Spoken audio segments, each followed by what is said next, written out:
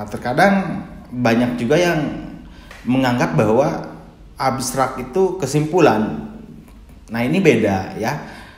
Kalau abstrak itu intisari dari isi tulisan kita.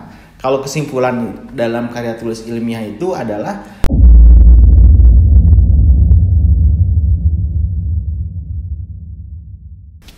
Assalamualaikum warahmatullahi wabarakatuh. Kembali lagi bersama saya di channel Skripsi Bisa. Bagi kalian yang belum subscribe channel ini, silakan untuk di-subscribe terlebih dahulu agar kalian bisa mendapatkan video-video terupdate. Tentunya ini akan sangat bermanfaat sekali bagi kalian, khususnya bagi mahasiswa. Apalagi kalau misalnya kalian sedang di semester akhir ya, atau yang sedang menyusun penelitian, entah itu skripsi ataupun tesis. Nah, di video kali ini saya akan membahas dan berbagi kepada teman-teman semua mengenai abstrak. Bagian yang mungkin dianggap simple, namun nyatanya di bagian abstrak ini tidak sembarangan kita bisa buat. Ada kaidah-kaidah atau aturan tertentu yang harus dipenuhi pada bagian abstrak ini ya. Meskipun pendek tapi ada kaidah-kaidah yang harus diikuti. Nah, sebelum itu kita harus tahu dulu apa itu abstrak. Nah, abstrak ini adalah suatu ringkasan atau intisari dari karya tulis ilmiah. Nah, fungsinya ini sebagai alat bantu bagi pembaca agar bisa mengerti inti dari tujuan dan hasil tulisan kita atau hasil karya tulis ilmiah kita. Jadi saat kita baca abstrak itu seolah-olah kita tahu isi dari seluruh karya tulis kita. Nah, intinya itu. Nah, lalu apa bedanya dengan kesimpulan? Nah, terkadang banyak juga yang menganggap bahwa abstrak itu kesimpulan. Nah, ini beda ya. Kalau abstrak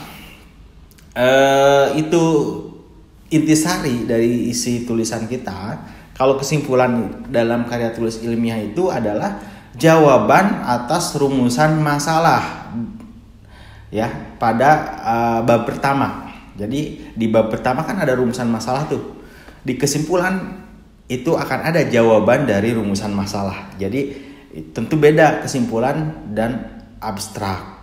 Nah, jadi dalam abstrak ini akan berisi poin-poin penting sebagai berikut ya. Yang pertama, di abstrak akan ada tujuan ya. Tujuan menyeluruh dari penelitian yang dilakukan beserta pernyataan penting yang diajukan itu dalam abstrak. Kemudian dijelaskan juga mengenai desain dari penelitian yang dilakukan. Nah, seperti metode yang digunakan apa itu akan ada di abstrak. Nah, kemudian yang selanjutnya yang ketiga adalah temuan utama dari hasil analisis yang menjadi inti utama dalam skripsi atau artikel ilmiah kita. Nah, jadi temuan-temuannya ada dalam abstrak. Dan yang keempat adalah rangkuman dari kesimpulan yang dijadikan jawaban dari pernyataan penelitian. Nah, ini adalah poin-poin yang memang ada di dalam abstrak. Jadi tentu beda abstrak dan kesimpulan. Kesimpulan itu lebih sederhana, merupakan jawaban dari rumusan masalah yang ada di bab 1. Sementara abstrak tadi ya menyakup 4 tadi dari tujuan sampai memang rangkuman dari simpulan. Nah, itu abstrak. Nanti saya akan berikan contoh abstrak. Nah, lalu karena memang simpel dan sederhana di dalam abstrak ini, maka tulisan itu berkisar antara 250 sampai 300, tidak terlalu banyak ya. Dan paling banyak pun itu 2 paragraf. 1 sampai 2 paragraf lah, tidak lebih ya. Kalau lebih dari itu sudah tidak efektif lagi untuk dibaca. Nah, maka dari itu orang bisa menilai karya tulis kita ya dengan hanya sekedar melihat atau membaca abstrak. Jadi sekitar 250 sampai 300 kata ya kalau kita buat abstrak itu. Nah, kemudian ada jenis-jenis abstrak ya. Ini yang harus diketahui juga. Yang pertama ada critical abstract. Nah, mungkin ini baru dengar ya teman-teman, baru dengar jenis abstrak ini. Critical abstrak ini, jadi selain poin yang tadi saya sebutkan di awal, poin yang ada dalam abstrak, di sini penulis atau peneliti juga akan menambahkan opini. Nah, jadi ada opini peneliti dalam abstrak itu, klaim ataupun komentar mengenai hasil temuan yang dicantumkan. Nah, ini adalah jenis abstrak kritikal. Penulis abstrak jenis ini akan membandingkan hasil temuannya dengan tren yang berkembang saat ini, ataupun akan dibandingkan dengan hasil penelitian terdahulu lainnya. Nah, ini dia cantumkan tuh di dalam abstrak. Adanya opini atau klaim atau perbandingan dengan penelitian lain, di sini abstrak jenis ini akan lebih panjang dari biasanya, yaitu kisaran 400 sampai 500 kata. Nah, terus terang saja jenis abstrak ini atau critical abstrak ini jarang ditemui. Ya, jarang ditemui, tetapi belakangan ini ada aja peneliti yang memang menggunakan jenis abstrak seperti ini. Itu sah-sah aja. Nah, itu yang pertama, critical abstrak. Kemudian yang kedua, ada deskriptif abstrak. Tipe abstrak ini cukup umum dipakai peneliti ya, atau mahasiswa pada umumnya. Ini sangat umum dipakai. Tidak ada komentar atau penilaian lain atas analisa temuan penelitiannya. Di sini penulis hanya cenderung lebih netral ya. Penulis akan cenderung lebih netral, hanya menyampaikan intisari dari studinya sesuai dengan 4 elemen penting yang sudah tadi dibahas. Hanya menyatukan itu aja. Nah, ini sering ditemui ya jenis abstrak seperti ini. Terkadang memang bisa lebih sedikit, bisa 200 sampai 300 kata.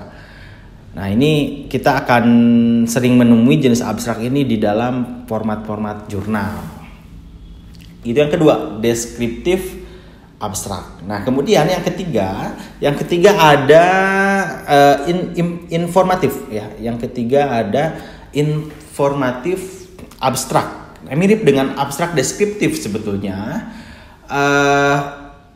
Di informatif abstrak ini berisi tujuan, metode ya, lingkup penelitian. Itu sama dengan deskriptif, namun bedanya adalah pada pencantuman beberapa temuan dan simpulan penting yang kemudian ditambahkan dengan rekomendasi dari peneliti atau penulis skripsi. Nah, jadi abstrak deskriptif namun ditambahkan rekomendasi untuk peneliti berikutnya. Nah, itu dikatakan sebagai informatif abstrak. Ya, jadi ya panjangnya pun mirip-mirip lah. Ya, mungkin sampai 300 kataan. Itu informatif abstrak. Kemudian yang keempat ada jenis abstrak yang disebut highlight abstrak ya. Ini yang keempat ada highlight abstrak. Tipe abstrak ini dibuat dengan maksud menarik orang untuk membaca ya. Sangat singkat dan penuh persuasif. Nah, dalam jenis abstrak ini ya, terkesan cukup tricky sih di dalam abstrak ini. Dan kalau dalam penulisan karya ilmiah ini saran harus dihindari penulisan jenis abstrak ini. Jenis abstrak ini lebih dipakai untuk sinopsis buku ya, fiksi ataupun non fiksi. Nah, biasanya pakai highlight. Nah, maka dari itu dari keempat abstrak yang tadi saya jelaskan, disarankan gunakan abstrak yang deskriptif atau abstrak informatif ya. Yang disarankan gunakan jenis abstrak itu yang pokoknya yang lazim digunakan pada skripsi deh ataupun jurnal ya.